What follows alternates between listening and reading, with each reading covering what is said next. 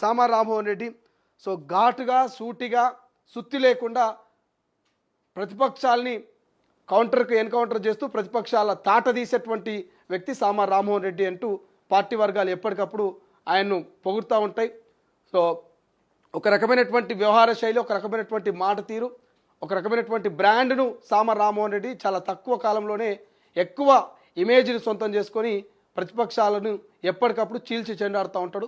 So అటువంటి Sama Rammohan Reddy MLA కోట MLC ఇచ్చినా అసలు తప్పులేదు, అన్నిటికీ అర్హుడు సామా రామ్మోహన్ రెడ్డి.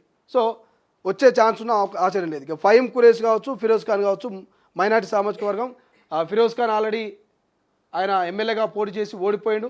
ప్రతిసారి ఎమ్మెల్యేగా పోటీ చేయడం చాలా తక్కువ ఓట్లతో, బోగస్ ఓట్లతో ఓడిపోతున్నానని ఫిరోజ్ ఖాన్ చెప్తూ ఉంటాడు. అక్కడ బోగస్ ఓట్లు కూడా ఎక్కువగా ఉంటాయి కాబట్టి ఫిరోజ్ ఖాన్ మాట్లాడే మాట, ఆయన తీరు, ఆయన ఏదో జనాలకు చేయాలన్నటువంటి ఆతృత అంతా కూడా కాంగ్రెస్ పార్టీ కార్యకర్తలకు, తెలంగాణలో ఉన్నటువంటి అందరికీ తెలుసు. కుల మత తేడా లేకుండా ఆయన అందరినీ ఒకటే చూపుగా చూస్తూ ఉంటాడు. ప్రపంచంలో ఏ మూల ఏ క్షణం ఏం జరుగుతుందో వేగంగా తెలుసుకోవడానికి తొలి వెలుగు వాట్సాప్ ఛానల్ని ఫాలో చేయండి.